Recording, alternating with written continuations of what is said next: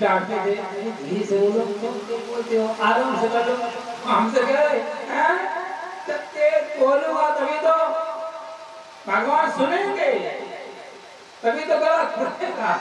बहुत अच्छी बात है मुझे इतनी हंसी लगी अभी तक मुझे याद है ऐसे महापुरुष थे अब तो संसार में नहीं है शरीर पूरा हो गया है रस का पागल माने भूत गायब मैं वृंदावन की बहुत महान रसिक भक्ति हुए इतना गाने वाले है उसका गला ऐसा गाते थे हमारे सामने एक कीर्तन मंडली वहाँ हुई थी तो सब भक्तों के जब पंजाब के आए तो कीर्तन हुआ था हमारे सामने ही उनकी चंदा हुआ था सब भक्तों ने कहा कि हमारे आश्रम है थोड़ा बन जाए सत्संग हॉल बन जाए तो एक रात में मेरे सामने 20 लाख का इकट्ठा हुआ था एक रात किसी का मेटना हुआ है सब भक्तों ने ये इकट्ठा कर बोल दिया लिखते गए 20 लाख रुपया इकट्ठा हुआ फिर और भी हरियाणा पंजाब के लोग थे काफी पसंद हुआ ऐसा बढ़िया सत्संग हॉल बना था इसका पकड़ का मेरे पास नहीं है वृंदावन में वो थोड़ी करोगे उनका भी है अक्सर साथ हम लोग बैठ के आपस में चर्चा करते रहते कभी बैठते रहे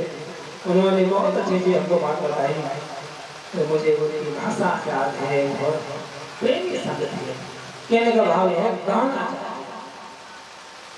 कीर्तन करना श्रवण कीर्तन विष्णु पाद सेवनम भगवान विष्णु की साधना भगवान की पूजा कई लोगों के पास समय नहीं है कुछ कीर्तन भी नहीं जानते कुछ नहीं आता सर्वप्रथम भगवान छोटे से भगवान का ठाकुर संत लोग लगते हैं उसके तिलक लगाओ भोजन बनाओ भोग कराओ और तुलसी माला चढ़ाकर कीर्तन में लगाकर कीर्तन रोज भगवान को सेवा करो सारे काल की सेवा श्रवण कीर्तन विष्णुपाद सेवनम अर्चनम वंदनम अर्चना करो प्रार्थना करो वंदन करो ये दो प्रकार की भक्ति है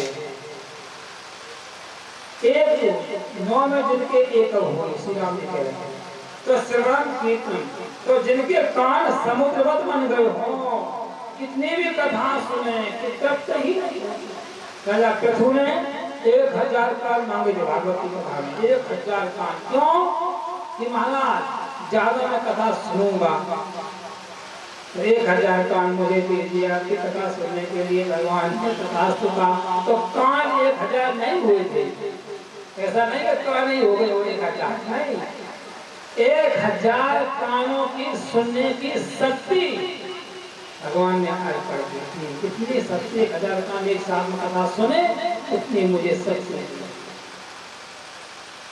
तो यहाँ और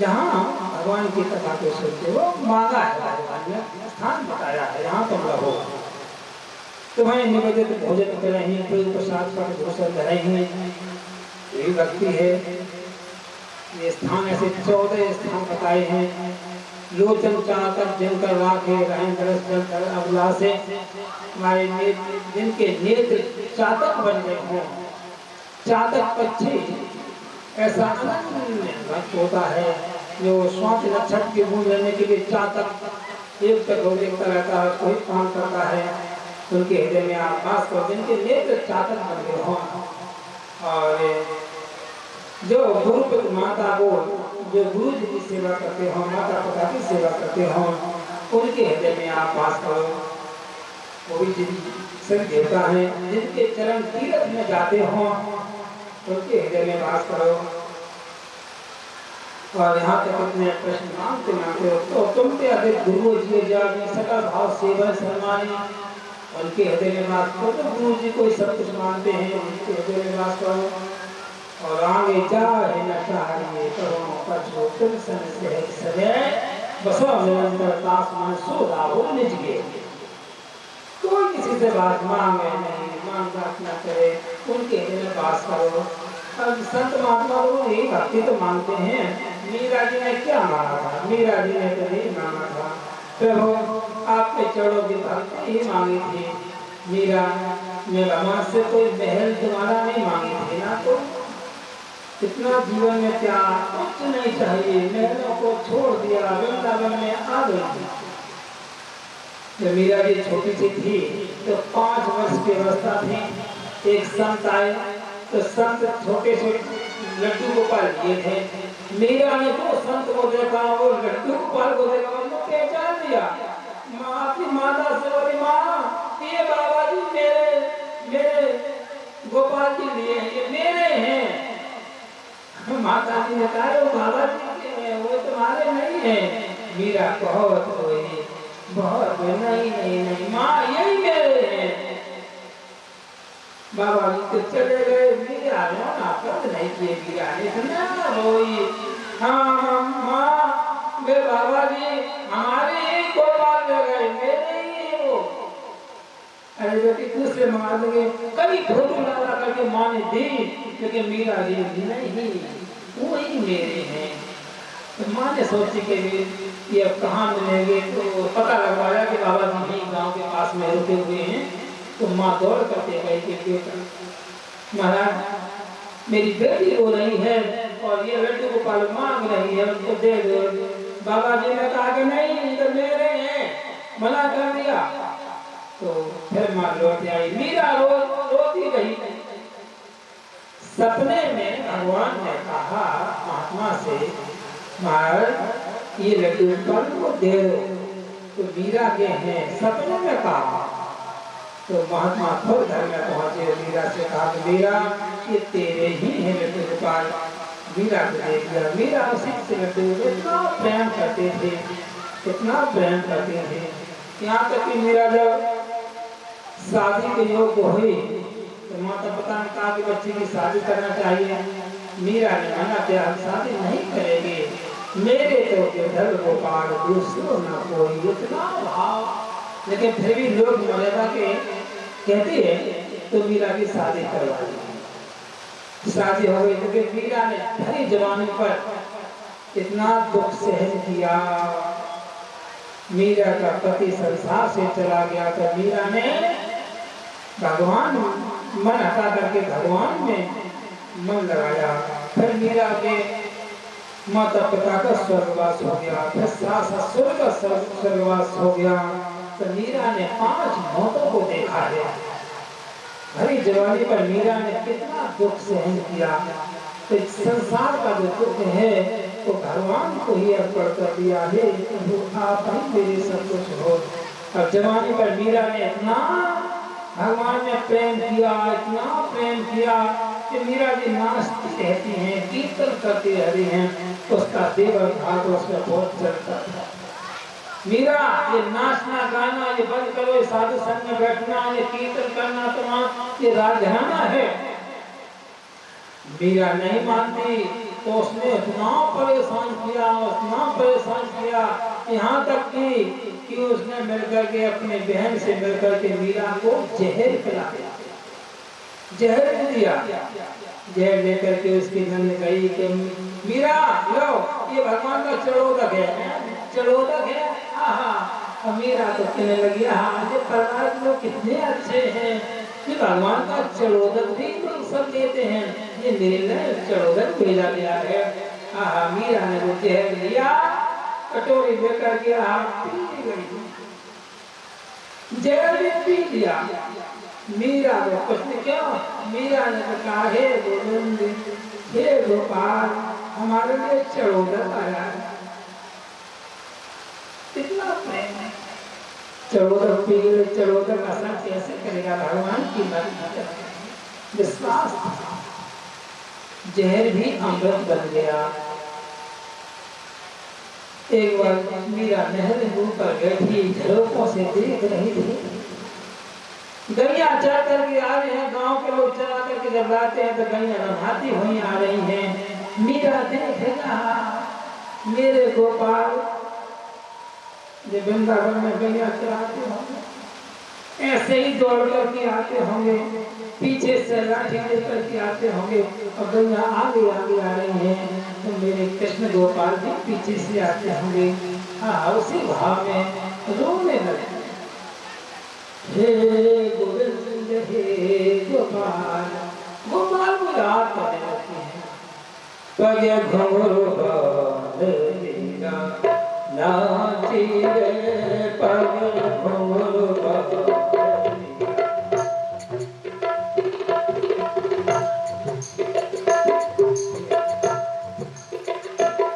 मेरा नाचती रहती है, मेला में नाचती है, नाचने की आवाज घुंघरू की पूरे महल में गूंज जाती है। मेरा बाबा आवेश में आकर के नाच उसका देवर ने देखा, मीरा हमारे बदनाम करा देगी, महलों से मेरा तुमको नाचना है तो जाओ, महलों में नहीं भले बाजार में नाचो।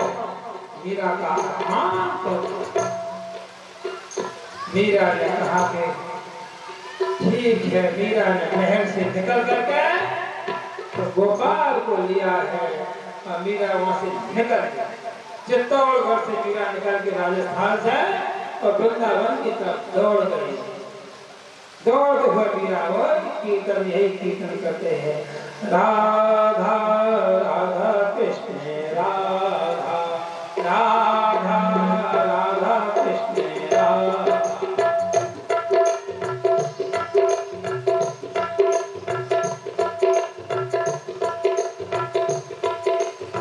राधा राधा कृष्ण राधा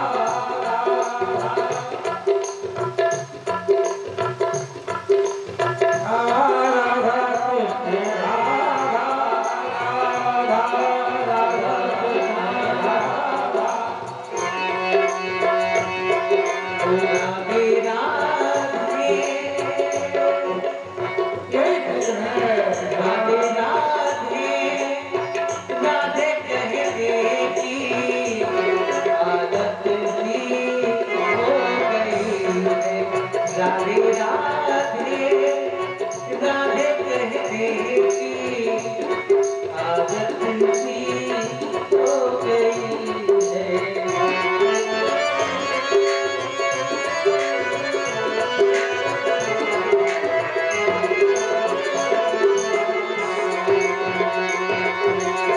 श्यामा श्यामा कहने की आदत सी हो गई है।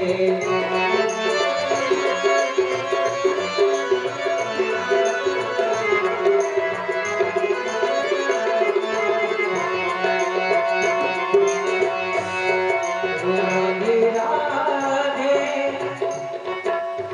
राधे राधे सभी लोग बोलते हैं, श्यामा श्यामा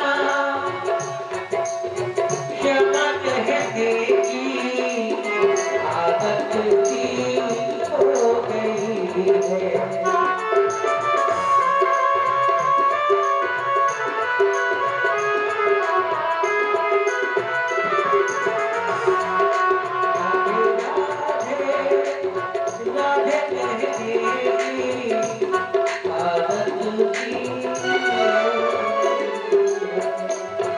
राधे राधे कहते हुए जब वृंदावन में आए, मीरा जी जब जीव गोस्वामी से मिलने के लिए गई, वहां संत वो दर्शन नहीं देते थे, स्त्रियों से बात नहीं करते थे, स्त्रियों को देखते नहीं थे। मीरा जी ने कहा कि मुझे दर्शन करना, संतों ने मना किया, वो स्त्रियों को मुख नहीं देखते हैं। मीरा जी ने संतों से कहा कि एक बार ये कह दो जाके जीव गोस्वामी से कि राजस्थान से मीरा आई है मिलने के लिए। संतों ने कहा तो मीरा आई हुई है राजस्थान से, तो जीव गोस्वामी को बुला लाओ।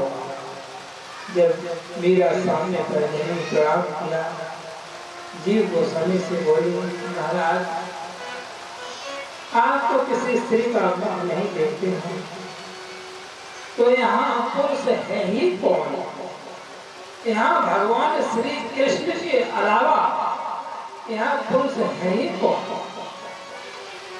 जो बात ये सुने जीव गोस्वामी का वो सवार छोड़ गए, कहा ये तो कोई महान संत है। ऐसे संत कह दिया, यहाँ है ही कौन? भगवान श्री कृष्ण के अलावा यहाँ सब नारी ही तो है, पुरुष तो एक भगवान कृष्ण ही। गोस्वामी समझ गए कि कोई महान संत है, फिर ऐसे चरण में दे गए। तो सही बात है, वृंदावन में सब रसिक भक्त है, सब नारी ही तो है, बड़े बड़े संत ही तो है। गाड़ी वाली बड़े बड़े संत लोग, भगवान ने जब बंसी बजाई, गोपियों ने बंसी की आवाज सुनी, कहा कोई लिपस्टिक लगा रही, कोई कुछ कर रही, कोई अपना भक्त दौड़ी संत से दर्शन करने के लिए, राधा कृष्ण से मिलने के लिए दौड़ी। एक गोपी को तो एक सास में जाने ही नहीं दिया। अरे करंगली तू कहाँ भाग के जा रही है, मिलने के लिए जा रही है, नहीं जाएगी। उसके बाद बंद कर दिया और बाहर से कुंडी बंद कर दी, हम बहू को नहीं जाने देंगे। वो बहू गोपी ने बैठ के सास में कृष्ण से मिलने नहीं जाने दे रही है, उसने आसन लगाया, ओम ब्रह्म का चिंतन किया, तो साक्षात उसी शरीर में वहां पहुंच गई। ये शरीर से क्या किया, वहां पहुंच गई। भगवान वो गोपियां हैं जो योग साधना से तुरंत अपने शरीर को त्याग कर दिया। भगवान ने पूछेंगे तुम तो योग अपने कमरे में योग साधना के साधना नहीं जाने क्या था, तो मैंने तो अपने, तो वहां सब महापुरुष ही ये सब गोपियां ही हैं।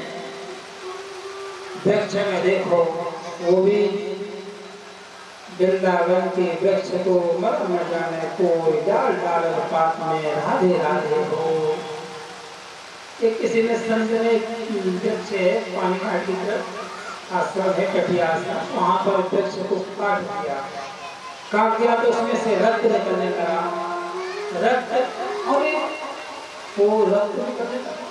देखा वृक्ष भी वहां पर गोपियां हैं, तो संत महापुरुष ये तो इनका भाव है ब्रज में सब गोपियां। मीरा जी वृंदावन में संतों की बदनाम बैठने से बदनामी होने लगी। मीरा के संतों के ढंग बैठ बैठ करके लोग खोई, मीरा ने बदनामी हुई तो वो भी छोड़ दिया, वृंदावन छोड़ गई और द्वारकापुरी चली गई है कहते हुए। और वृंदावन में तो द्वारकापुरी में जब गई, द्वारकाधीश मंदिर के सामने पहुंच गई। मीरा ने कहा, हे गोविंद, हे द्वारकाधीश, मैं कहाँ जाऊं? राजस्थान से आकर के वृंदावन में, वृंदावन में मेरी बदनामी हुई, मैं हम आपकी शरण में आऊं, मैं कहाँ जाऊं? आहा, बंद किवाड़ थे, द्वारकाधीश के किवाड़ खुल गए। मीरा आ, सा शरीर मेरा द्वारकाधीश में समा गई।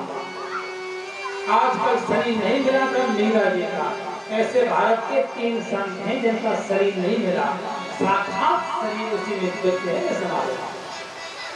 महाराष्ट्र के तुकाराम, विठल विठल विठला, ऐसे कीर्तन करते करते विठल नाथ में समा गया। चेतन महाप्रभु हरि बोल हरि बोल हरि बोल, जगन्नाथ में समा गए। 3 संतों का शरीर आज तक नहीं मिला। इसीलिए भारत हमारे महापुरुषों की भूमि है। जाएगा चाहिए करो पछो तुम सन सहस्रे बसो निरंतर तासमान सो राहुल निज के वैसे भगवान के स्थान बताए हैं। और कहा, वाल्मीकि जी ने कहा कि राम तुम आप चित्रकूट में निवास करो, वहाँ पर सब सुविधा होगी। आहा, आप भगवान वहाँ से विदाई लिए और चित्रकूट में आए हैं। चित्रकूट रघु नंदन छाया,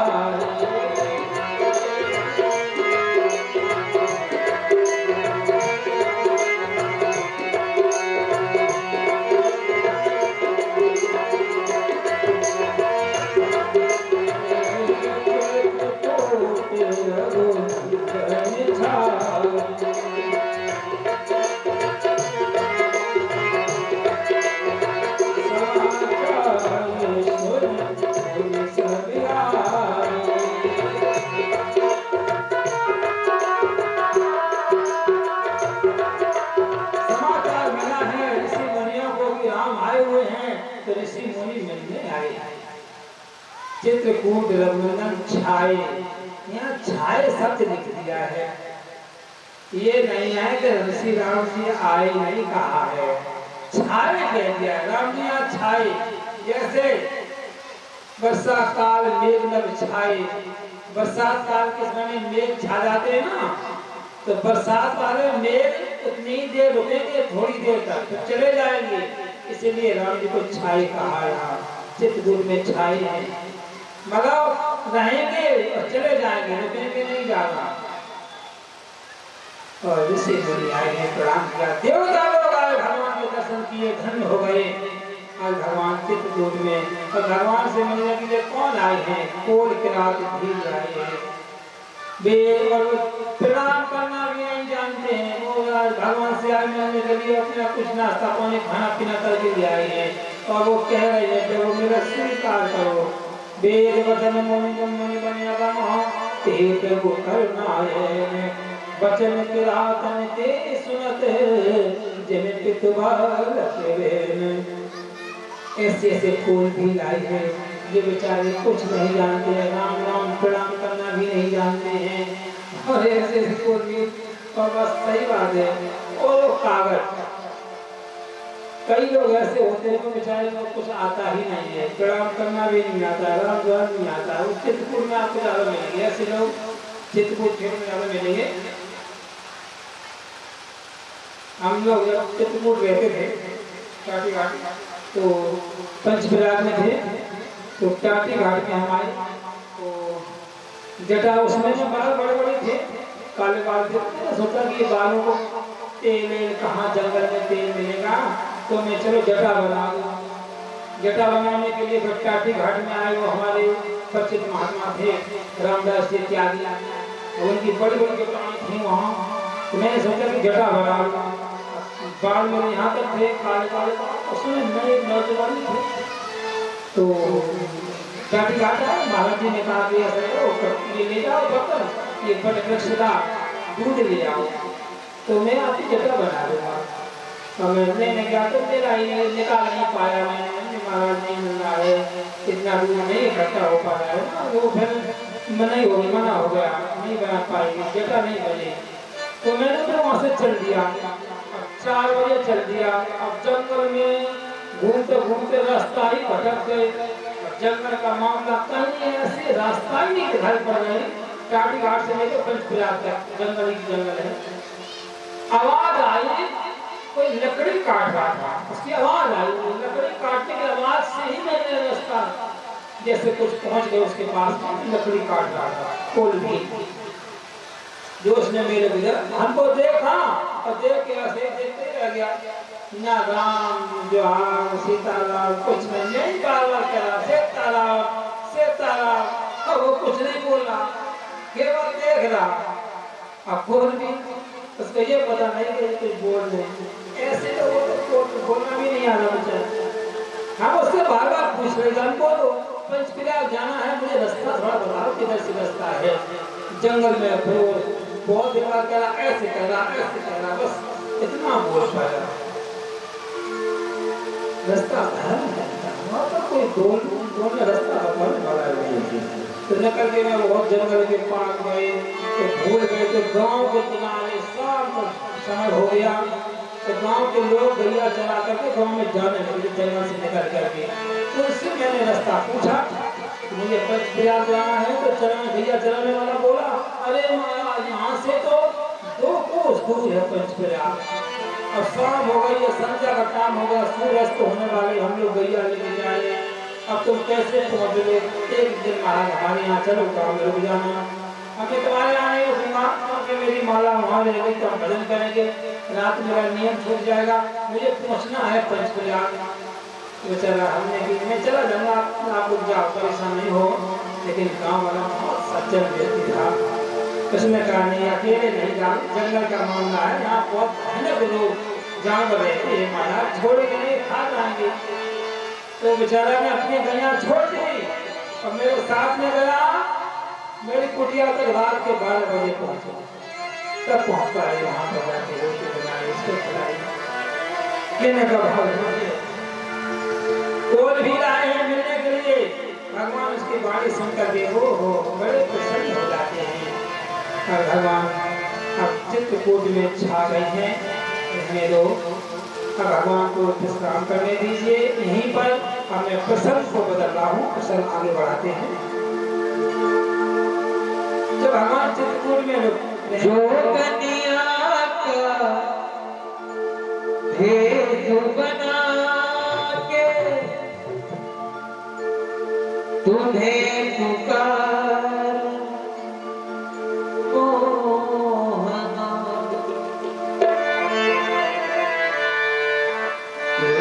लोला जो मेरी बन गई तेरी जो काहे तेरी अखियों में पानी,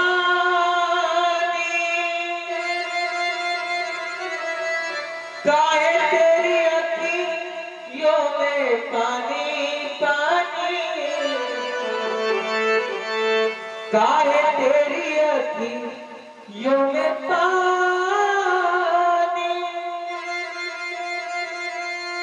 काहे तेरी अखियों में पानी पानी, कृष्ण दीवानी मेरा क्या दीवानी, कृष्ण दीवानी मेरा क्या दीवानी, दीवानी दीवानी दीवानी वो मेरा देव दीवानी, वो मेरा देव दीवानी, वो मेरा देव दीवानी, वो मेरा देव दीवानी।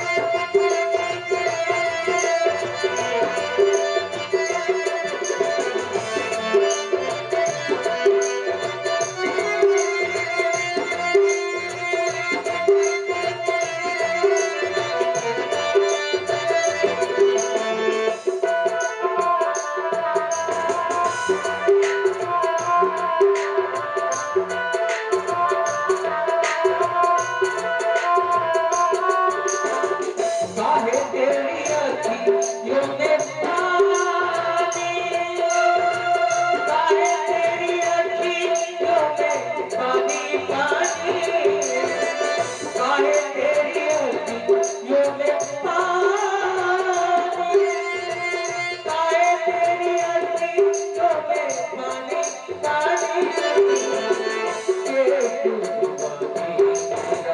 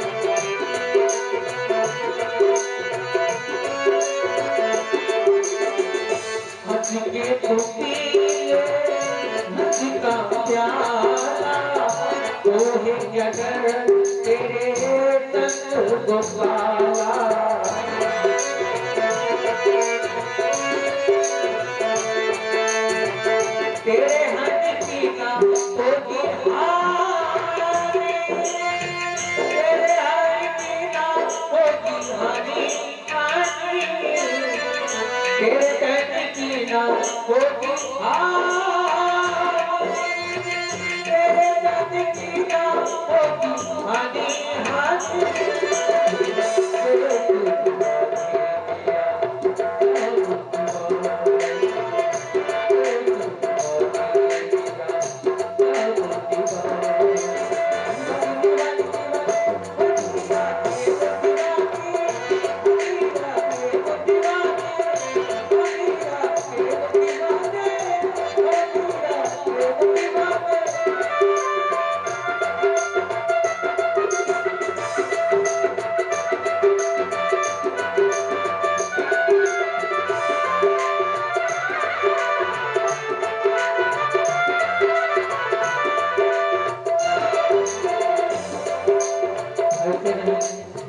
सभी लोग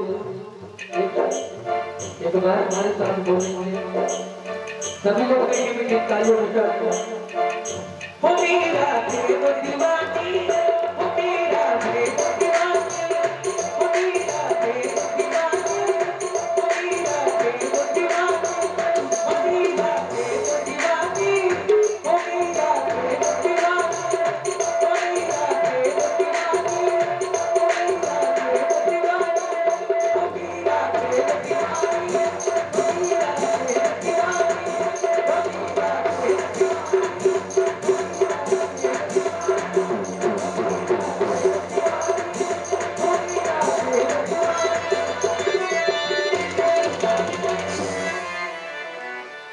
भगवान जब हरिलाल की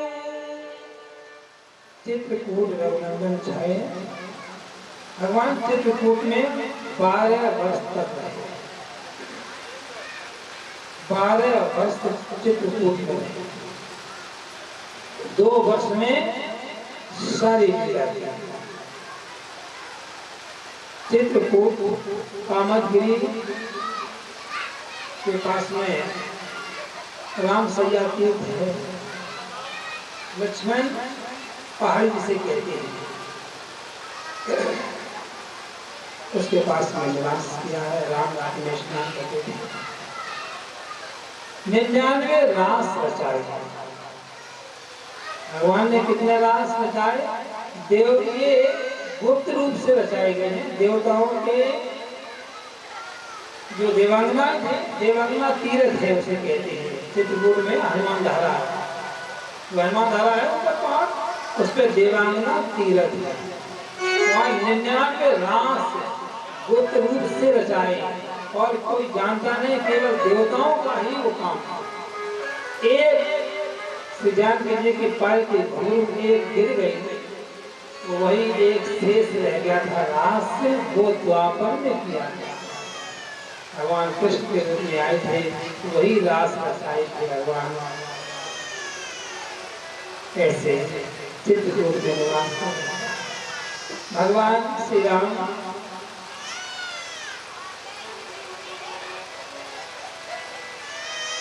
पिता को याद, माताओं को याद करें। जय जय राम, जय जय राम। कहाँ जाओ छठे हो, जय जय राम।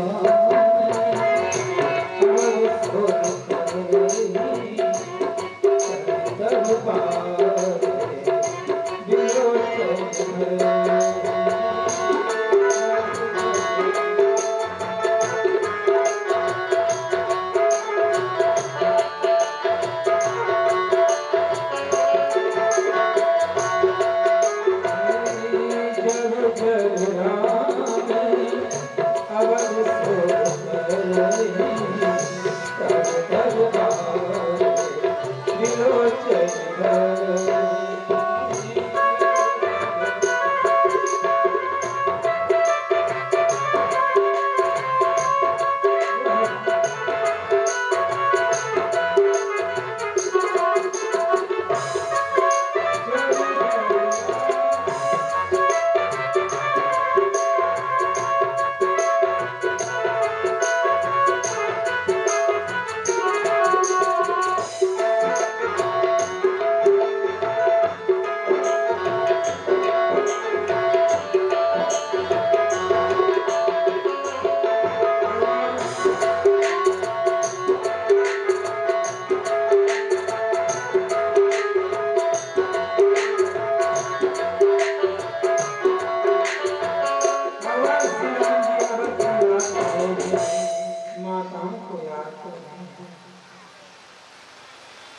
रोने लगी भगवान की आंखों में आंसू।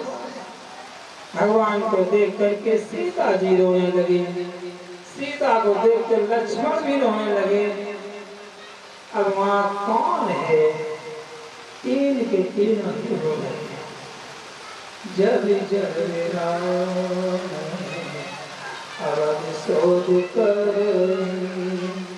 बारी बिलो, आंखों में आंसू।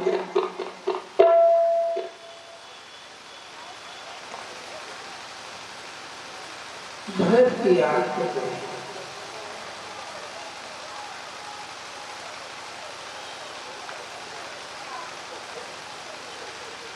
राम जी ने सोचा कि यहाँ सब रो रहे हैं, राम ने धैर्य बनाते हुए सीता के साथ लक्ष्मण को समझाया। लक्ष्मण ने सोचा कि मेरे कारण से यदि मेरे प्रभु दुखी ना हो,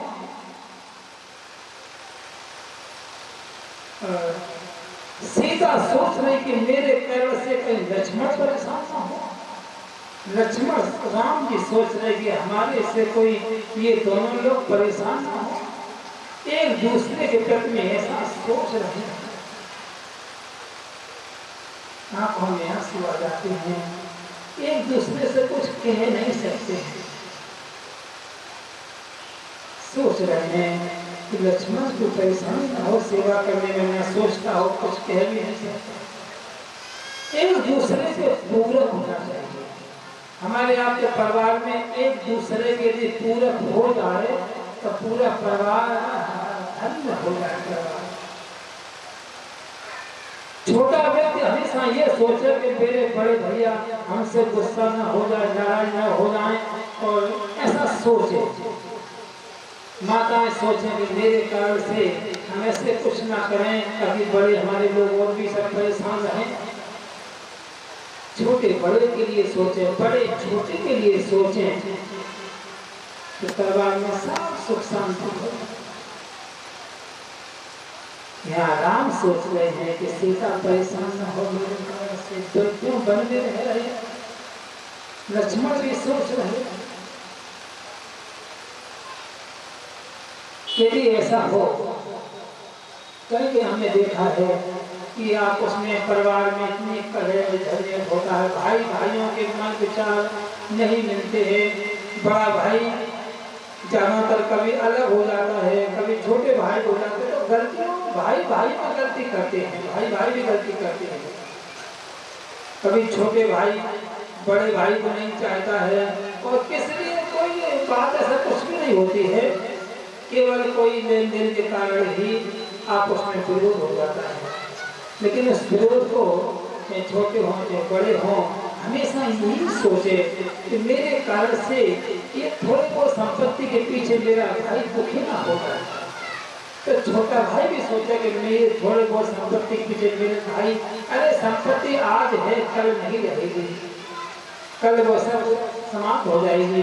और हमेशा भाई का हिस्सा कभी नहीं बताना चाहिए, उसका देना चाहिए, जितना है उसको दो, तो भगवान भी कृपा करते हैं। हम लोग परिवार में खूब सोचें और भगवान ना सोचे, वो फिर भी झगड़ा होता रहे, तो समझ लो भगवान की ऐसी कृपा। एक व्यक्ति परिवार में इतना बेचारा करता तो परिवार से हैरान हो गया, और सीढ़ी भी जाकर मंदिर में पूजा किया, और बेचारा एक कोने में सीढ़ी पे बैठ गया और मस्तक पर हाथ रख करके बैठा। तो उसका मित्र आया, मित्र ने पूछा, भाई साहब आप उदास क्यों दिखाई दे रही है, आप तो मस्तक पकड़ के क्यों बैठे हो। तो वो बोला कि भाई साहब क्या करें, इतनी परेशानी घर में है, मैं इतना कमाता हूँ, इतना लाता हूँ घर में, और सब कुछ देते फिर भी मेरी पत्नी हमसे झगड़ा करती रहती।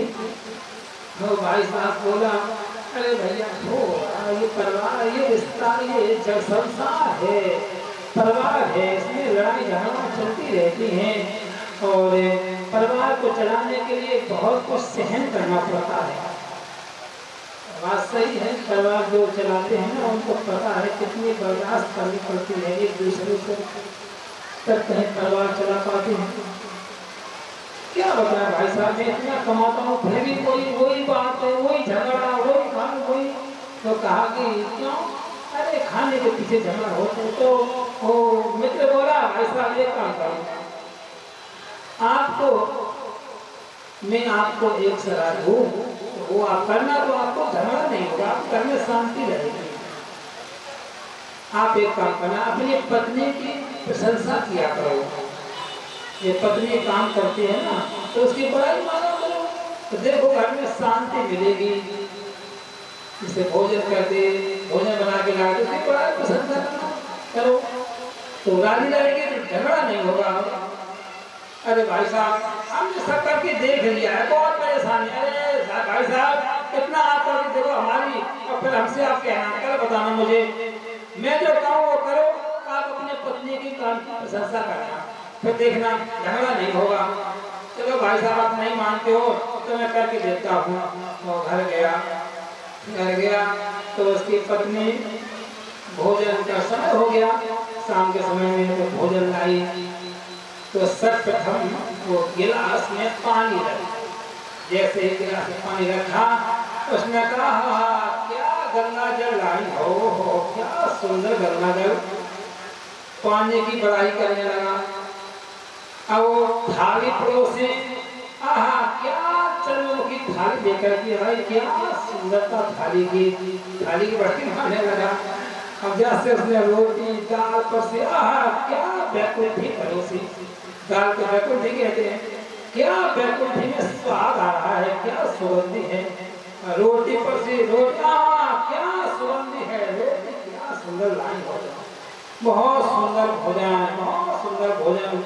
अब भोजन की तारीफ करने लगा। पत्नी का दिमाग धड़का, इतने दिन से हम भोजन कराते हैं, कभी मेरी बड़ाई नहीं मारी भोजन की, और आज मेरे सिर में दर्द हो रहा था तो आज मैं होटल से भोजन लाई हूँ और होटल के भोजन की बड़ाई मार रहे। जो पति से कहा कि आज मैं होटल से भोजन लाई हूँ और मेरे सिर में दर्द हो रहा था, तो होटल की भोजन की बड़ाई मारते हो। अरे उसने कहा मेरा भाग्य ही खराब है, यदि ऐसा हो तो समझ लो कि भाग्य ही खराब है, वरना एक दूसरे को पूरक हो। परिवार में हमेशा यही सोच है कि लक्ष्मण जाते हैं, लकड़ी लेकर के आते हैं, वहाँ सेवा करते हैं। एक बार लक्ष्मण जी ने एक बार देखा ये गुठलियों के ढेर लगे हुए हैं, गुठली के ढेर लेकर के रोने लगे। मेरे भैया ये गुठलियों के ढेर बेर खाते हैं, कहीं फल खाते हैं, उनके लक्ष्मण जी बहुत खुशी रहते। आइए हम लोग अपने चित्रकूट में निवास करेंगे, प्रसंग को आगे बढ़ाएंगे। भगवान श्री राम चित्रकूट में निवास कर रहे हैं और इधर गोहराज जब पहुंचे हैं श्रृंगेरपुर, और सुमंत को देखा है गोहराज ने, कहा कि सुमंत अभी तुम गए नहीं हो, अभी यहीं पर हो, कितना समय हो गया है, 4 दिन हो गए हैं और तुम गए नहीं, तुमको जाना चाहिए। भगवान श्री राम जी वहाँ गए हैं और श्री राम जी ने कहा था कि सुमंत अब आप यहाँ से जाओ, हम चले जाएंगे यहाँ से, और तुम अभी यहीं पर क्यों हो। सुमंत जी ने कहा महाराज मैं कैसे जाऊं, मैं अब अपने कैसे मुख दिखाऊंगा जा करके, मेरे प्रभु इधर गए हैं तब मैं कौन मुख लेकर के जाऊंगा, क्योंकि दशरथ जी ने कहा था कि वन दिखा करके गंगा में स्नान करा करके चादर घुमा करके वापस ले आना। अब राम जी इधर गए हैं और वो भी नहीं, सीता भी नहीं आई है, मैं कैसे मुख दिखाऊं। सुमंत जी राम के बिना नहीं जा रहे हैं, घोड़े भी नहीं जा रहे हैं, घोड़े मानो आगे रथ की तरफ मुख करते हैं तो घोड़े इधर की तरफ मुख कर लेते हैं, गंगा की तरफ। मेरे नाम उधर गए हैं, घोड़े भी रो रहे हैं, आंखों में आंसू डाल रहे हैं। घोड़े मानो कहना चाहते हैं मैं वही असुर हूँ कि राम को सरजू के तट पर घुमाता था, अपनी पीठ पर बैठा करके, और सरजू को में घुमाते थे, शिकार खेलने में जाते थे, मैं वही असुर हूँ। और आज मेरे राम मेरे मालिक इधर गए हैं तो मैं इधर कैसे जाऊंगा। विकल पशु से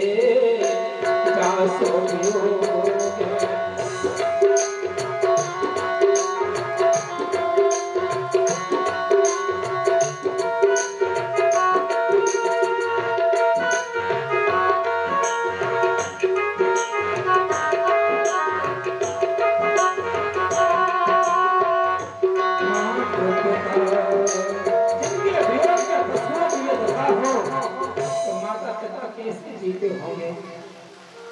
पशु नहीं जा रहे हैं, सुमंत्र जी नहीं जा रहे हैं। बार बार गोराज ने कहा जाना चाहिए, तुम्हें राम की आज्ञा का पालन करना चाहिए। सुमंत्र जी नहीं आए।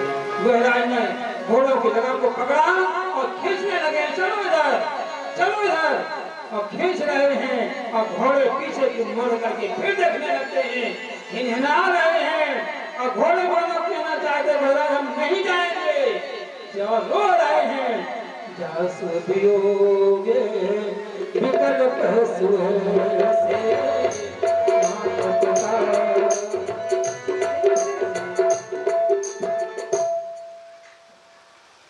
सुमंत्र जी आगे आगे जा रहे हैं। जैसे एक घोड़ा रथ आगे बढ़ाते हैं, घोड़ा लौट गए और आगे बढ़े हैं। सुमंत्र जी ने सोचा कि मेरा मैं क्या देख रहा हूँ, मैं कहाँ जा रहा हूँ, अवध में जा रहा हूँ, मैं क्यों जा रहा हूँ, मेरे राम है नहीं, रथ खाली है। मानो ये जातना का शरीर है। जातना का शरीर उसे कहते हैं कि जब जीव मर जाता है ना, और जब जाता है वहां पर तो वहां दूसरा शरीर मिलता है, किसी गरीब का मिलता है। ये भौतिक शरीर तो यहीं पर छूट जाता है और वहां पर जातना इसी रूप का शरीर मिलता है। वो दंड देने के लिए मेरा जातना शरीर तो नहीं है ये, मैं अवध में जा रहा हूँ। जैसे आप सपने में देखते हैं, सपने में आपको कोई मारे और आप भागते हैं, देखते हैं, वही शरीर जातना कहलाता है, उसी शरीर को दंड मिलता है। अरे सुमंत्र जी से हमारा जातना शरीर तो नहीं है, मैं जा तो रहा हूँ लेकिन मेरी इच्छा नहीं हो रही है। तो आगे जैसे ही बढ़े हैं, अवध में प्रवेश कर रहे हैं, संध्या काल में प्रवेश किया है। कोई हत्यारा ही रात में प्रवेश करता है। सुमंत्र जी हत्यारे हैं। सुमंत्र जी कह रहे हमने तो हत्या की है, इनको राम लक्ष्मण तीनों को में छोड़ करके आए हैं, ये तो हत्या। और जैसे ही नगर में प्रवेश, लोगों ने कहा हाँ सुमंत्र, देखो देखो सुमंत्र आ गए, सुमंत्र आ गए। और सुमित्रा को सूचना मिली सुमंत्र आ गए। कौशल्या से कहा देखो देखो सुमंत्र आए हैं, रहते सुमंत्र क्या सुमंत्र सुमंत्र। कौशल्या दौड़ी है और दौड़ कर गई और रथ को देखा सुमंत्र मेरा राम। सुमित्रा ने कहा कि माता धैर्य रखो धैर्य रखो। सुमित्रा पकड़ करके महल की तरफ कौशल्या रो रही है बहुत। राम सुमंत्र कुछ नहीं कह पा रहे हैं। महाराज सुमित्रा जी पकड़ करके सुमंत्र को महाराज के पास ले गए। महाराज से कहा कि सुमंत्र आइए, सुमंत्र आ गए। दशरथ जी ने हाथ खोल कर सुमंत्र कहो मेरा राम कहाँ है, वैदेही कहाँ है, लखन कहाँ है। सुमंत्र ने कहा कि महाराज धैर्य रखो। गंगा में स्नान किया, जलपान भी किया है और हमने बहुत समझाया है कि आप चलो।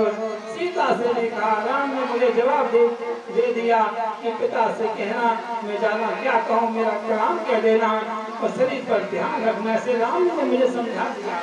और जानकी जी से मैंने कहा, जानकी जी ने मुझे जवाब दे दिया एक आर्य नारी का क्या धर्म होता है, मैं तो राम की सेवा करूंगी और आप पिताजी का मेरा आपके प्रणाम में कहा है और शरीर पर ध्यान रखना। ऐसे सीता जी ने लक्ष्मण जी ने कुछ कटु शब्द कहे हैं तो राम जी ने रोक दिया है और ऐसे कह दिया है कि महाराज वो गंगा के पार चले गए हैं, अब राम आगे गए हैं, लौट के नहीं आएंगे। जो कहा कि नहीं आएंगे, सुमंत्र मेरा राम के बिना मेरा जीवन नहीं है। सुमंत्र कहाँ राम, लक्ष्मण लक्ष्मण कहाँ, सुमंत्र कहाँ, सुमंत्र राम सीता लक्ष्मण के बिना मेरा जीवन नहीं है। और बहुत रोने लगे हैं। कौशल्या ने समझाया महाराज राम मिलेंगे, राम नहीं। कौशल्या दे ये क्या है सामने दीवार पर, क्या दिखाई दे रहा है।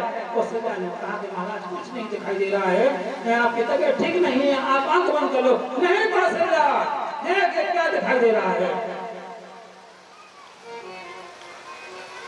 तापस अंधे साप सो दिया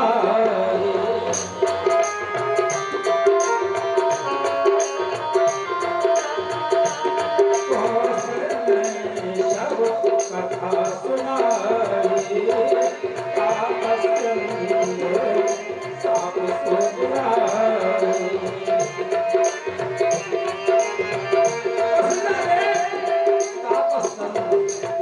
सो मैं पहले शब्द भेदी बाण सीख रहा था। उस समय में श्रवण कुमार अपने माता पिता को लेके जा रहा था। उसके माता पिता प्यासे थे और वह पानी लेने के लिए नदी में गया और उसने तुरमी बोली और हमने शब्द पर ही बाण छोड़ दिया था। तो शब्द पर बाण जा करके श्रवण कुमार की लगा था। तो श्रवण कुमार की मृत्यु हो गई थी और उसके माता पिता ने मुझे श्राप दे दिया है, वही कर्म कर जो कोई न करे रे, जो तू कर्म नहीं करे तो वही मुझे देखो सामने दिखाई दे रहा है श्राप। कौशल्या अब मैं नहीं रह सकता हूँ, अंधा अंधी का श्राप लग गया। श्रवण के माता पिता ने कहा दशरथ मैं जैसे प्यासा हूँ, मैं अपने पुत्र के वेद में पैर त्याग रहा हूँ, मैं तेरे हाथ का पानी नहीं पीऊंगा, मुझे पानी तो अपने बेटे के हाथ का ही पीना है। जाओ दशरथ मैं श्राप देते हूँ, अंधा अंधी में श्राप दिया, तुम्हारे 4 पुत्र होंगे और जब तुम्हारे प्राण छोड़ेंगे तो 4 में एक भी सांस में नहीं होगा, मुख में पानी डालने के लिए 4 में नहीं होंगे। मेरा श्राप है, वही श्राप सामने पड़ा है।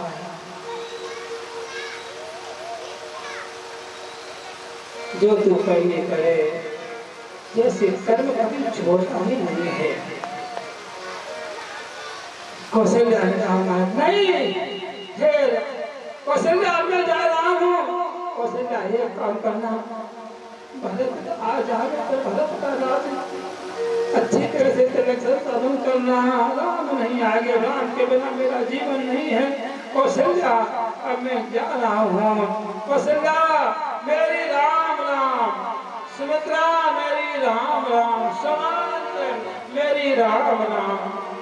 तीनों को राम तीन ही दिखाई दिए उस समय में, इसलिए राम राम कहे राम राम, राम राम कहे राम। तन पर हर रघुवर राव गयो सुर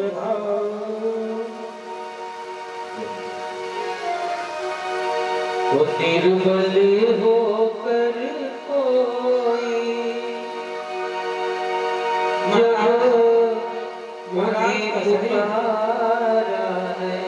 महाराज का शरीर 6 बार राम राम कहा। मानव 3 ही दिखाई दे रही थी उस समय में, सुमित्रा को राम राम, सुमंत को राम राम, कौशल्या को राम राम, 6 बार राम राम कह करके शरीर पूरा हुआ। मानो 6 बार क्यों? 6 बार मानो 6वीं भूमिका पर पहुंच गए थे, अथवा तो राम को गए हुए 6 दिन हो गए थे, अथवा तो 3 को ही देखा, 3 को राम राम कहा है, अथवा तो 6 शास्त्रों का ही सार राम नाम है। अरे एक बार भी मरते टाइम पर राम नाम निकल जाए तो और यहाँ तो 6 बार राम नाम कहा है। सुमित्रा क्या कहें? अरे सुमित्रा ने देखा कि महाराज बोल नहीं रहे हैं। कौशल्या ने मस्तक पर हाथ रखा है और मस्तक टेढ़ा हो गया है, हाथ पर हाथ रखा है तो हाथ नीचे गिर गया है। कौशल्या ने कहा सुमित्रा हमको लगता है कि सूर्य वंश का सूर्य अस्त हो गया। और जैसे ही महाराज के मस्तक पर नीचे गिर गया मस्तक, कौशल्या रोने लगी है। महल में आवाज रोने की, पूरा महल में इतना रोने विलाप कर रहे हैं, सब इकट्ठे हो गए हैं। आज नगरवासी सब रो रहे हैं। गुरु जी आए हैं, वशिष्ठ जी महाराज आए हैं। जो देखा महाराज का गुरु कौशल्या ने कहा गुरुदेव मैं कहाँ जाऊँ, गिर पड़ी है गुरुदेव, अब मेरा क्या होगा। इतना रोई है कौशल्या, इतनी रोई है। और गुरुदेव ने समझाया है कौशल्या इस संसार में बड़े बड़े महान प्रतापी राजा हुए हैं, जिन्होंने राज्य किया है, हरिश्चंद्र जैसे राजा हुए जिन्होंने सर्वस्व दान दे दिया था। एक राजा ऐसे वो भी चले गए संसार से। रघु हुए थे जिन्होंने जितना दानी थे वो भी संसार से चले गए। महाराज दिलीप हुए, रघुवंश हुए, कृष्ण हुए, कितना हुए, सब चले गए स्पर्श की परंपरा में। और सस्वेंद्र एक राजा ऐसे हुए जिनके 1,00,000 पुत्र थे। 1,00,000 पुत्रों की शादी हुई थी तो 1,000 घोड़े, 1,000 हाथी, कितना दहेज में दान में आया था। इतना सस्वेंद्र में सारा संपत्ति दान में लुटा दी थी। ऐसे ऐसे राजा संसार को छोड़ के चले गए। महाराज ने भी कितना को समझाया, गुरुदेव ने समझाया। एक नौका में अब शरीर के रखा जाएगा और कहा सेवक को बुलाया, सेवक जल्दी जाओ और भरत को लेकर के आओ। भरत से कह देना कि गुरुदेव ने बुलाया है और कोई बात नहीं कहना, क्योंकि राजनीति है। राजा का शरीर पूरा हो जाए, जब तक दूसरा राजा न बैठाया जाए तब तक कहना नहीं चाहिए, नहीं तो दूसरा राजा लोग चढ़ाई कर देंगे। इसलिए वो जल्दी जाओ, सेवक को भेजा। और भरत जी ने रात में सपना देखा, मेरे पिताजी का शरीर टूट गया और बच्चे हंसते हुए जा रहे हैं, नग्न भेष में जा रहे हैं, तेल लगाए हुए जा रहे हैं दक्षिण दिशा की तरफ से। ऐसा सपना देख और जा करके और शंकर जी से प्रार्थना कर रहे हैं, भोलेनाथ मेरे परिवार में ऐसा कोई ना हो कि सब सुखी रहे, ऐसी याचना कर रहे हैं। उसी समय में सेवक पहुंचा, जाकर के दौड़ करके भरत भरत भरत जल्दी चलो, तुमको गुरुदेव ने बुलाया है। और भरत जी ने कहा कि बताओ बताओ क्या हुआ बताओ, कोई समाचार बताओ, पिताजी कैसे हैं, भैया कैसे हैं और सब माताएं कैसे हैं। अरे जल्दी चलो, कहते कहते सेवक रोने लगा। जिनका मालिक चला जाए तो कैसे रह सकते, फूट फूट के रोया है सेवक। भरत जी समझ गए अनहोनी हो गई है। आयदाना से मामा से बात करके और भरत जी इतने शीघ्र चले हैं, घोड़े पर बैठ करके ऐसे चल दिए हैं, इतना घोड़ा तेज चल रहा है मानो हवा से बात कर रहे हैं। बड़े बड़े नद नाले मिलते हैं और घोड़ा हवा की तरह चले जाते हैं, नदी को छलांग लगाते चले जाते हैं। और शीघ्र ही अवध में आए हैं। भरत जी देख रहे हैं पशु पक्षी कोई नहीं बोल रहे, चेतना बंद है, शांत का माहौल है। ये कौन कहाँ है, कहाँ चली गई है, कहीं सब अपने घोड़े अपने अपने स्थान पर बैठे आंखों में आंसू बहा रहे हैं। शांत देखा तो भरत जी ने कहा है ना, यहाँ क्या हो गया, कोई दिखाई नहीं दे रहा है, सब कोई बोल नहीं रहे एक दूसरे से। भरत जी ने सोचा कि जब जब मीटिंग लगती है तो कैकई के महल में सब इकट्ठे हुए मिलते हैं, चलो कैकई के यहाँ पर चलेंगे। और कैकई के यहाँ पर जैसे भरत आए, जो देखा है सज करके आरती उतारने लगी। भरत जी को ये करके कैकई ने आरती और कहने लगे तात बात में सकल संभाली, भाई मंथरा सहाय बिचारी, हमने सब बात बना ली, सब बात बना ली। मंथरा ने सहायता की। भरत जी ने देखा माँ ये बिगड़ा क्या है, बिगड़ी वाली पहले बताओ, तुमने बनाई बात तो बिगड़ी क्या है। तो कठोर हृदय करके कैकई बोल रही है, यहाँ बेटा हमने इस प्रकार से भगवान पूरी कथा सुनाई, जो कहा कि राम का वनवास हुआ है, 14 वर्ष का हमने वनवास मांगा था राम के लिए, और आपके लिए भरत के लिए राज मांगा है। और राम वन में गए, राम मन सुन करके राम भरत जी रोने लगे। माँ ये क्या कह रही हो राम, मेरे राम वन में गए। और जैसे ही सुना है कि पिता का स्वर्गवास हो गया है, पिता का स्वर्गवास, राम का वनवास सुन करके भरत जी जमीन पर गिर जाते हैं। उठ के खड़े हुए कह रहे कौन हो तुम मेरी माँ हो, राम का वनवास हो गया है, मेरे पिता का स्वर्गवास हो गया है। तुमने मुझे जन्म दे करके मेरे लिए राज मांगा है, तो मुझे मार क्यों नहीं मुझे दिया? और तेरे मुख में कीड़ा क्यों नहीं पड़ गए? पर मांगते टाइम में कीड़ा, और तुम्हारी मुख की जीभ नहीं तुम्हारी गिर गई। इतना भरत ने डांटा है और कहा कि तुम मेरी मां नहीं हो, तुम मां हो, चुड़ैल हो, चाहे कुछ भी हो। भरत जी ने कहा कि ऐसी मां को तो मार देना चाहिए। भरत जी उठ गए और मां को मारने के लिए दौड़े। मैं उसके मार दूंगा, मैं उसको, मेरे राम को वनवास किया है, मेरे पिता ने स्वर्गवास करेगा और ये प्रधान कह रहे हैं। भरत जी ने सोचा, पीछे हो गए, नहीं नहीं मुझे नहीं मानना है। ये लोग, संसार के लोग कहेंगे कि ये वही भरत है जिसने अपनी मां को मार दिया है। रघुवंश में कुछ भी हो जाए, फिर भी हमारे कुछ भी लोग मेरी हत्या करें, लेकिन मुझे मारना है। फिर कहेंगे कि वही महाराज दशरथ का नाम लिया, वो वही है, उनका बेटे ने अपनी मां को मार दिया। भरत जी ने सोचा कि मेरे राम वापस आएंगे तो लोग कहेंगे वही राम आ गया है जिसके छोटे भाई ने अपनी मां को मार दिया। तो मेरे प्रभु पर कोई अंगुली न उठाए, इसलिए मैं नहीं मारूंगा। फिर भी कुछ भी हो, फिर मारने के लिए दौड़े हैं, लेकिन नहीं नहीं नहीं, हमारे भैया के ऊपर कोई उंगली न उठाए कि ये हुई। जैसे उसी समय में सर धज करके मंथरा आ रही है, मंथरा को सारी बात इसने बिगाड़ी और सर धज करके आ गई है। शत्रुघ्न जी ने देखा कि इतना बड़ा अमृत हो गया है और ये सज करके आ गई, तो शत्रुघ्न जी समझ गए कि इसकी सब राजधानी है। हमंग रात का कुबर मारा, एक रात मारी वो जमीन पर गिरी और कहने लगी, आ दैया में कहा नसावा तेरा नीक भर नस्वा में तो अच्छा ही दिया। अब वो केस पकड़ते खींचने लगे, वो रो रही है, बचाओ बचाओ बचाओ, बचाने वाला कोई नहीं है। भरत दया ने तीर चलाई, भरत ने दया कर छोड़ दो, मर गए, छोड़ो, क्या करेंगे अपने, चलो। और दोनों भाई आते हैं, त्याग कर दिया, माँ तुम्हारी माँ आज से मेरी माँ नहीं है, तो माँ का त्याग कर दिया। जीवन में कभी माँ नहीं कहा भरत ने। और इस रोते हुए भरत कौशल्या के पास में आए हैं।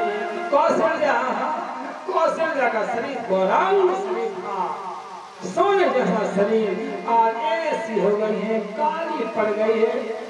और जो देखा है और मेरा भरत आया, भरत को देख करके माँ खड़ी हुई है, फिर गिर गई। भरत उठाते हैं, भरत की चोरों में गिर गए, इतने रोए हैं, भरत बहुत रोए।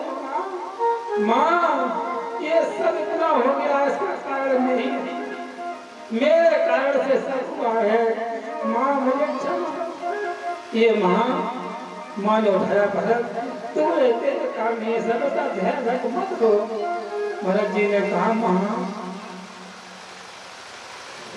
जो गौशाला में आग लगा देता है, जो पाप लगे वो मुझे लगे, जो गुरु की हत्या करता है, जो पाप लगे वो मुझे लगे, जो स्त्री का वध करता है, बच्चों का वध कर देता है, जो पाप हत्या लगा वो मुझे लगे।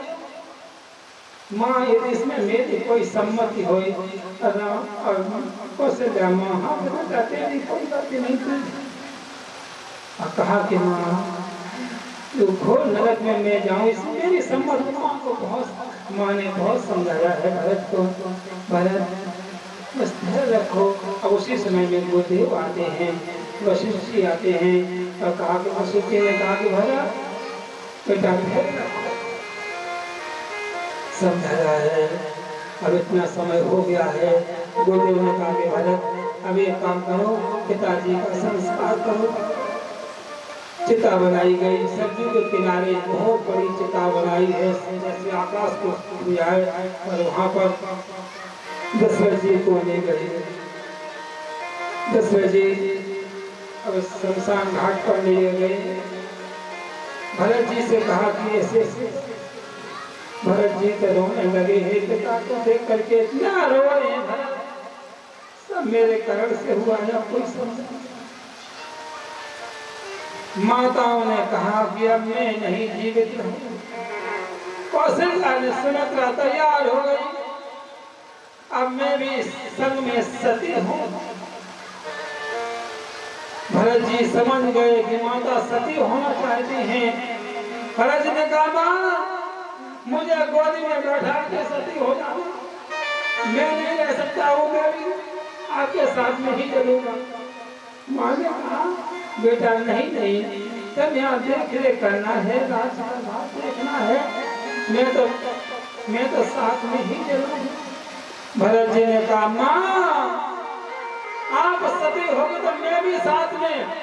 माँ बहुत समझाया है। भरत जी ने कहा माँ मैं वादा करता हूँ तुम सती मत हो और मैं कल राम का दर्शन कराऊंगा।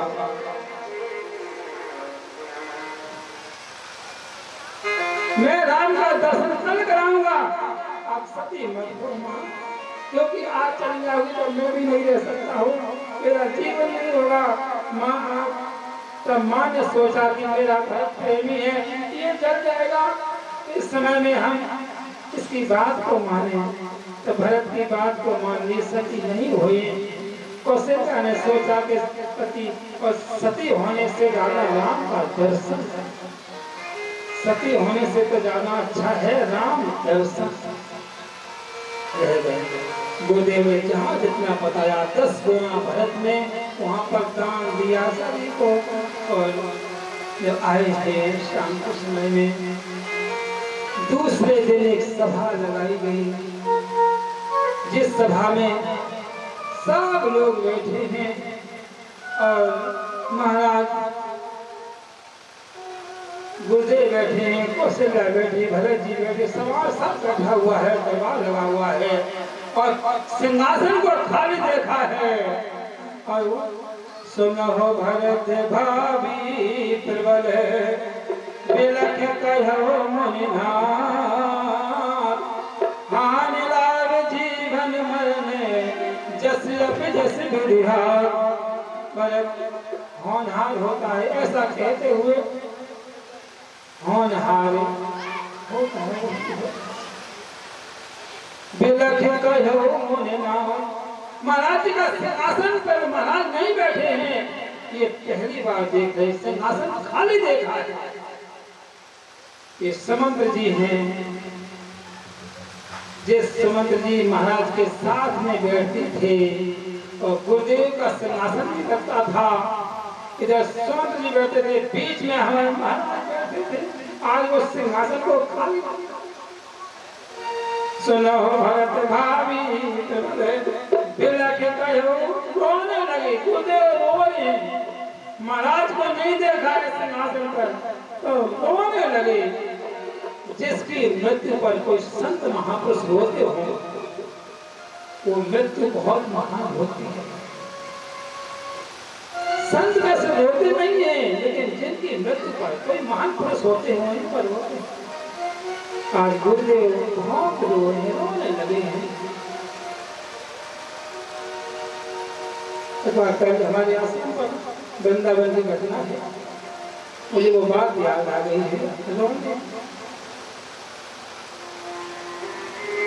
कभी भक्ति नहीं कर पाएगा तो सुनने से तो होगा। इसलिए सब राम हनुमान जी महाराज रामचरित सुनवे को रसिया, ये तो रसिया है। हमने नहीं कहा जहाँ जहाँ कथा होती है यत यत रघुनाथ कीर्तनम तत तत कथमस्तकान जलम वास वार पर फूल लोचनम मानतम नमक राक्षा। मेरी कथा सुनते हैं। भोलेनाथ कहाँ वैसे तो कथा कहते ही हैं, और जब कथा नहीं कहेंगे तो सुनने दूसरे की जाएंगे। अगर सुनने की आसना पर आई एक बार कहता जब माही समूह गई तुम क्या कथा सुनने की जहाँ तक बोले ना संतों की कथा सुनते हैं, संत कथा करेंगे, विरक्त महात्मा की कथा सुनते हैं। हनुमान जी को ये कथा सुनना था, ये पहली भक्ति है। इसलिए भागवत ने भी कहा है श्रवणम कीर्तनम विष्णुपाद सेवनम अर्चनम वंदनम दास सत्य आत्म निवेदनम। ये 9 प्रकार की भक्ति है। 9 प्रकार की भक्ति में अब राम जी उपदेश देंगे, आगे सभी के प्रसंग में 9 प्रकार की भक्ति का उपदेश देंगे। 9 मानव भगवान को प्राप्त करने के लिए 9 प्रकार के स्थान है। एक भी आपने ग्रहण कर ली भक्ति, उसी में आपका भगवान आपके बस में हो जाएगा। एक भक्ति से जैसे श्रवणम कीर्तनम कुछ ना करो तो कीर्तन ही करो, कीर्तन करते करते रोते रहो। हमारे वृंदावन में रस का पालन जी थे, हम लोग बाकी बिहारी जी के दर्शन कर रहे हैं तो रस का पालन मेरे आगे खड़े हम पीछे खड़े, तो मेरे फ्रेंड के साथ ही साथ रहे, पास ही पास में बैठे थे।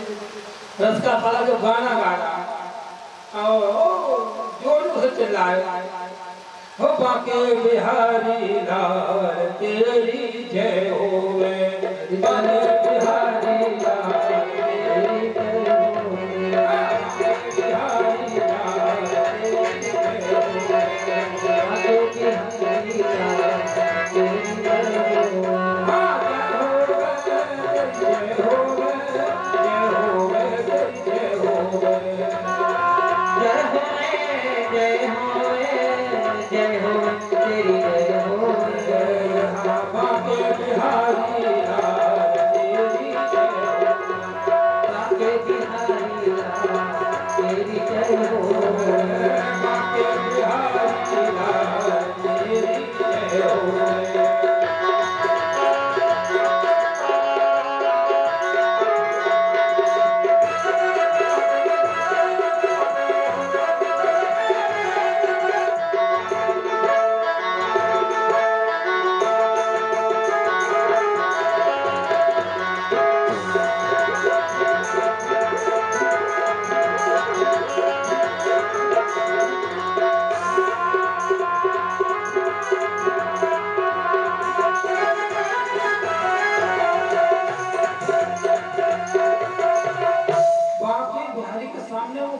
थे और तेज बोलते थे, मैं उनके पीछे तो डांटते थे, धीरे से वो लोग क्यों बोलते हो, आराम से कर लो। हमसे कह रहे हैं जब तेज बोलूंगा तभी तो भगवान सुनेंगे, तभी तो गला खुलेगा। बहुत अच्छी बात होता है, मुझे इतनी हंसी लगी, अभी तक मुझे याद है। ऐसे महापुरुष थे, अब तो संसार में नहीं है, शरीर पूरा हो गया है, रस का पागल माने भूत गायब। मैं वृंदावन की बहुत महान रसिक भक्त हुए, इतना गाने वाले हैं, उसका गला ऐसा गाते थे। हमारे सामने एक कीर्तन मंडली वहाँ हुई थी, तो सब भक्तों के जब पंजाब के आए तो कीर्तन हुआ था, हमारे सामने ही उनकी चंदा हुआ था। सब भक्तों ने कहा कि आज आश्रम है थोड़ा बन जाए, सत्संग हॉल बन जाए। तो एक रात में मेरे सामने 20 लाख का इकट्ठा हुआ था, एक रात। किसने कहा मेहता हुआ है, सब भक्तों ने ये इकट्ठा कर बोल दिया, लिखते गए 20 लाख रुपया इकट्ठा हुआ। फिर और भी हरियाणा पंजाब के लोग थे, काफी प्रसाद हुआ, ऐसा बढ़िया सत्संग हॉल बना था। इसका पकड़ था मेरे पास नहीं है, वृंदावन में गोधूली कॉलोनी उनका भी है। अक्सर साथ में हम लोग बैठ के आपस में चर्चा करते रहते थे, कभी कभी बैठते रहे। उन्होंने बहुत अच्छी चीज हमको बात बताई, तो मुझे उनकी भाषा याद है और प्रेमी संगति है। कहने का भाव है गाना कीर्तन करना है, श्रवण कीर्तन विष्णु पाद सेवनम, भगवान विष्णु से साधन भगवान की पूजा है। कई लोगों के पास समय नहीं है, कुछ कीर्तन भी नहीं जानते, कुछ नहीं आता। सर्वप्रथम भगवान छोटे से भगवान का ठाकुर संत लोग लगते हैं, उसके तिलक लगाओ, भोजन बनाओ, भोग कराओ और तुलसी माला चढ़ाकर कीर्तन में लगाकर कीर्तन रोज भगवान को सेवा करो, साधकार की सेवा। श्रवण कीर्तन विष्णुपाद सेवनम, अर्चनम वंदनम, अर्चना करो, रोज प्रार्थना करो, वंदन करो, ये 9 प्रकार की भक्ति है। एक 9 में जिनके एक हो, श्री राम जी कह रहे हैं, तो श्रवण कीर्तन, तो जिनके कान समुद्रवत बन गए हो, कितनी भी कथा सुने तृप्त ही नहीं। राजा पृथु ने 1000 कान मांगे थे भागवती कथा में, 1000 कान। क्यों कि महाराज ज्यादा मैं कथा सुनूंगा, 1000 कान मुझे दे दिया कि कथा सुनने के लिए भगवान ने कथा सुना। तो कान 1000 नहीं हुए थे, ऐसा नहीं कि कान नहीं हो गए 1000, नहीं, 1000 कानों की सुनने की शक्ति भगवान ने आज कर दी थी। कितनी शक्ति, 1000 कान एक साथ में कथा सुने, उतनी मुझे शक्ति। तो यहाँ और जहाँ भगवान की कथा को सुनते हो मांगा है, भगवान ने स्थान बताया है, यहाँ तुम रहो। तुम्हें निवेदित भोजन करही, कोई प्रसाद पर घोषण करही। यही भक्ति है। ये स्थान ऐसे 14 स्थान बताए हैं। लोचन चातक जिनकर राखे रहें दरस जल अभिलाषे, हमारे जिनके नेत्र चातक बन गए हों। चातक पक्षी ऐसा अनन्य भक्त होता है जो स्वाति नक्षत्र की बूंद लेने के लिए चातक एक तक हो देखता रहता है, कोई काम करता है, उनके हृदय में आप वास कर, जिनके नेत्र चातक बन गए हों। और जो गुरुपित माता को, जो गुरु जी की सेवा करते हो, माता पिता की सेवा करते हो, उनके हृदय में आप वास करो। वो भी सभी देवता हैं जिनके चरण तीर्थ में जाते हो, उनके हृदय में वास करो। और यहाँ तक अपने प्रश्न मांगते मांगते हो तो तुम पे अधिक गुरु जी जागे सकल भाव सेवा सम्मानी, उनके हृदय में वास करो। तो गुरु जी को सब कुछ मानते हैं, उनके हृदय में वास करो। और आगे जाए न चाहिए करो पछो तुम सन से सदैव बसो निरंतर दास मन सो राहो निज गे। कोई किसी से बात मांगे नहीं, मांग प्रार्थना करे, उनके हृदय में वास करो। अब संत महात्मा लोग यही भक्ति तो मांगते हैं। मीरा जी ने क्या मांगा था? मीरा जी ने तो यही मांगा था, प्रभु आपके चरणों की भक्ति ही मांगी थी।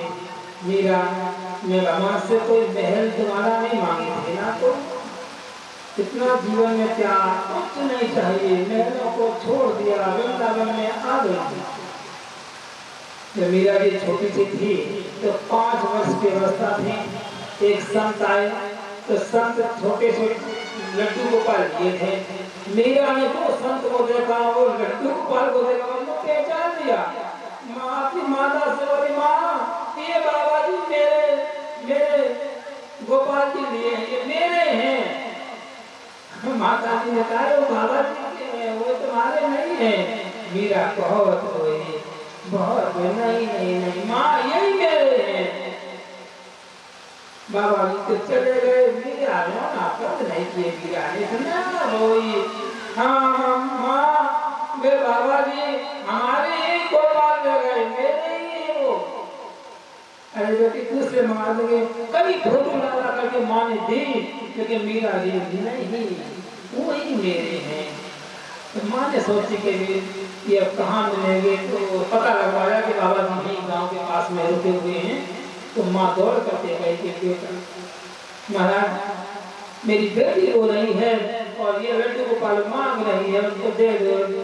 बाबा जी ने कहा कि नहीं तो मेरे हैं, मना कर दिया। तो फिर माँ लौट आई। मीरा रोती रही। सपने में भगवान ने कहा महात्मा से, महाराज ये लड्डू गोपाल को दे दो। तो मीरा के हैं, सपने में कहा। तो महात्मा थोड़ी घर में पहुंचे, मीरा से कहा कि मीरा ये तेरे ही हैं लड्डू गोपाल। मीरा को देख लिया। मीरा उसी से लड्डू इतना प्रेम करते थे, इतना प्रेम करते थे। यहाँ तक कि मीरा जब शादी के योग्य हुई तो माता पिता ने कहा कि बच्चे की शादी करना चाहिए।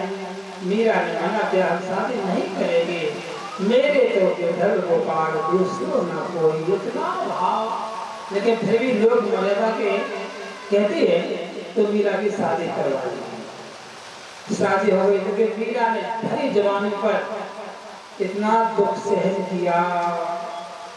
मीरा का पति संसार से चला गया तो मीरा ने भगवान मन हटा करके भगवान में मन लगाया।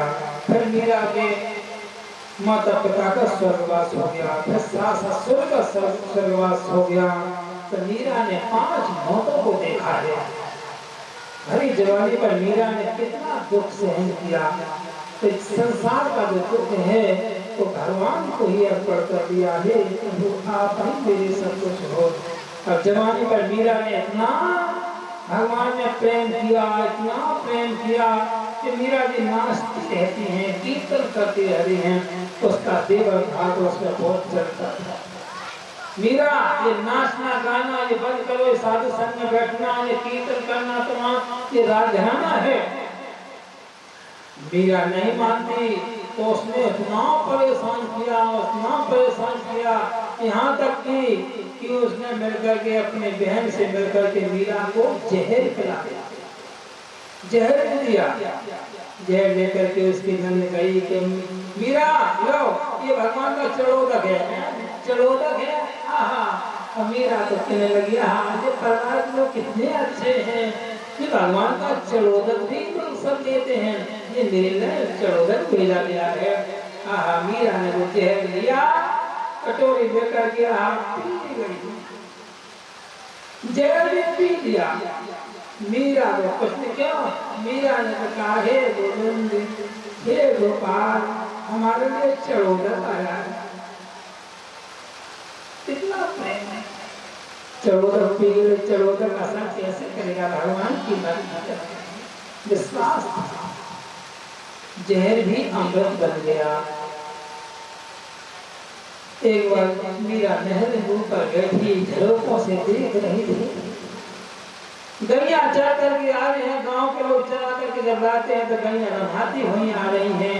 मीरा देख रहा, मेरे गोपाल जो वृंदावन में गैया चलाते होंगे, ऐसे ही दौड़ करके आते होंगे, पीछे से लाठी लेकर के आते होंगे, और गैया आगे आगे आ रही हैं, तो मेरे कृष्ण गोपाल भी पीछे से आते होंगे। हाँ, उसी भाव में रोने लगे, हे गोविंद हे गोपाल। गोपाल को याद करने लगती है, पग घुंघरू बाल मीरा नाची रे, पग घुंघरू बाल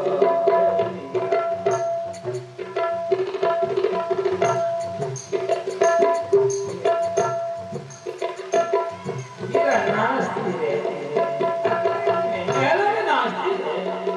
नाचने की आवाज घुंघरू की पूरे महल में गूंज जाती है। मीरा आवाज में आकर के नाच रही। उसका देवर ने देखा, मीरा हमारी बदनामी करा देगी, बहनों से मीरा तुमको नाचना है तो जाओ, महलों में नहीं, भरे बाजार में नाचो। मीरा कहा हाँ, तो मीरा ने कहा कि ठीक है। मीरा ने महल से निकल करके तो गोपाल को लिया है, और मीरा वहां से निकल गई। चित्तौड़गढ़ से मीरा निकल के राजस्थान से और वृंदावन की तरफ दौड़ गई। दौड़ते हुए मीरा वही कीर्तन, यही कीर्तन करते हैं, राधा राधा कृष्ण राधा राधा राधा कृष्ण राधा।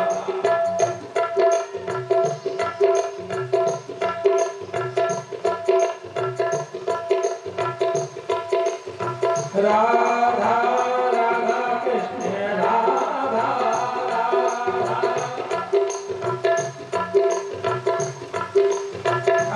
राधा कृष्ण राधा राधा राधा कृष्ण राधा। राधे राधे, यही कृष्ण है। राधे राधे, राधे कहने की आदत सी हो गई है। राधे राधे, राधे कहने की आदत सी हो गई है।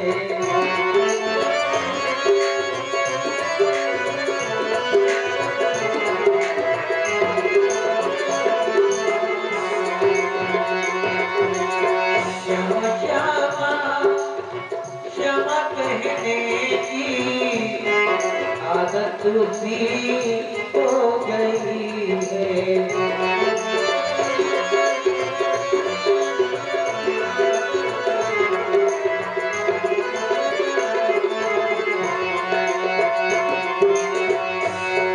राधे राधे, राधे राधे, सभी लोग बोलते हैं श्यामा श्यामा, क्षमा कहने की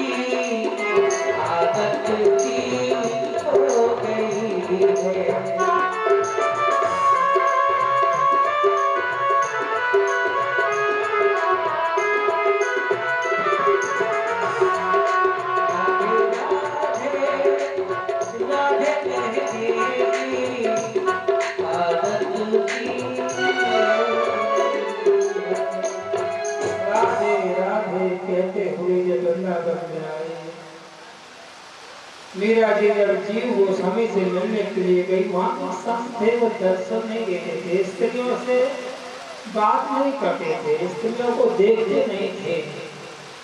मीरा जी ने कहा कि मुझे दर्शन करना। संतों ने मना किया, वो स्त्रियों को मुख नहीं देखते हैं। मीरा जी ने संतों से कहा कि एक बार ये कह दो जाके जीव गोस्वामी से कि राजस्थान से मीरा आई है मिलने के लिए। संतों ने कहा तो मीरा आई हुई है राजस्थान से, तो जीव गोस्वामी को बुला लाओ। जब मीरा सामने पर नहीं प्रणाम किया, जीव गोस्वामी से बोली, महाराज आप तो किसी स्त्री का मुख नहीं देखते हैं, तो यहाँ पुरुष है ही कौन? यहाँ भगवान श्री कृष्ण के अलावा यहाँ पुरुष है ही कौन? जो बात ये सुने जीव गोस्वामी का वो सवाल छोड़ गए, कहा ये तो कोई महान संत है। ऐसे संत कह दिया, यहाँ है ही कौन? भगवान श्री कृष्ण के अलावा यहाँ सब नारी ही तो है, पुरुष तो है भगवान कृष्ण ही। गोस्वामी समझ गए कि कोई महान संत है, तो ऐसे चरण में ले गए। में सब रसिक भक्त हैं, सब नारी ही तो हैं, बड़े बड़े संत ही तो हैं। गाड़ी वाली बड़े बड़े संत लोग, भगवान ने जब बंसी बजाई, गोपियों ने बंसी की आवाज सुनी, कहा कोई लिपस्टिक लगा रही, कोई कुछ तो नहीं, कोई अपना भाग दौड़ी संत से दर्शन करने के लिए, राम कृष्ण से मिलने के लिए दौड़ी। एक गोपी को तो एक सास में जाने ही नहीं दिया। अरे करंजनी तू कहाँ भाग के जा रही है, मिलने के लिए जा रही है, नहीं जाएगी। और केवल बंद कर दिया और बाहर से कुंडी बंद कर दी, हम बहू को नहीं जाने देंगे। वो बहू गोपी ने बैठ के सास में कृष्ण से मिलने नहीं जाने दे रही है, उसने आसन लगाया, ओम ब्रह्म का चिंतन किया, तो साक्षात उसी शरीर में वहां पहुंच गई। ये शरीर से क्या किया, वहां पहुंच गई। भगवान वो गोपियां हैं जो योग साधना से तुरंत अपने शरीर में क्या कर दिया। भगवान ने पूछेंगे तुम तो योग अपने कमरे में योग साधना के साधना नहीं जाने क्या था, तो मैंने तो अपने, तो वहां सब महापुरुष ही ये सब गोपियां ही हैं। वृक्ष में देखो, वो भी वृंदावन के वृक्ष को मर न जाने कोई डाल डाल पात में राधे राधे हो। एक किसी ने संत ने वृक्ष पानी घाटी पर आश्रम है कटिया आश्रम, वहां पर वृक्ष को काट दिया तो उसमें से रक्त निकलने लगा, रक्त, और वो रक्त निकलने लगा। देखा वृक्ष भी वहां पर गोपियां हैं, तो संत महात्मा ये तो इनका भाव है ब्रज में सब गोपियां। मीरा जी वृंदावन में संतों की बदनाम बैठने से बदनामी होने लगी। मीरा के संतों के ढंग बैठ बैठ के लोग खोई मीरा ने बदनामी हुई, तो वो भी छोड़ दिया, वृंदावन छोड़ गई और द्वारकापुरी चली गई। कहते हुए और वृंदावन में द्वारकापुरी में जब गई, द्वारकाधीश मंदिर के सामने पहुंच गई। मीरा ने कहा, हे गोविंद, हे द्वारकाधीश, मैं कहाँ जाऊं? राजस्थान से आकर के वृंदावन में, वृंदावन में मेरी बदनामी हुई, मैं हम आपकी शरण में आऊं, मैं कहाँ जाऊं? आहा, बंद किवाड़ थे, द्वारकाधीश के किवाड़ खुल गए। मीरा आ, सा शरीर मेरा द्वारकाधीश में समा गई। आजकल शरीर नहीं मिला था मीरा जी का। ऐसे भारत के 3 संत हैं जिनका शरीर नहीं मिला, साक्षात शरीर उसी में व्यक्ति है समा गया। महाराष्ट्र तुकाराम, विठ्ठल विठ्ठल विठ्ठला, ऐसे कीर्तन करते करते विठ्ठल नाथ में समा गया। चेतन महाप्रभु, हरि बोल हरि बोल हरि बोल, जगन्नाथ में समा गया। 3 संतों का शरीर आज तक नहीं मिला। इसीलिए भारत हमारे महापुरुषों की भूमि है। जाएगा चाहिए कहो पछो तुम सन सहसरे बसो निरंतर तासमान सो राहुल निज के वैसे भगवान के स्थान बताए हैं और कहा वाल्मीकि जी ने कहा कि राम तुम आप चित्रकूट में निवास करो वहाँ पर सब सुविधा होगी। आहा आप भगवान वहाँ से विदाई लिए और चित्रकूट में आए हैं चित्रकूट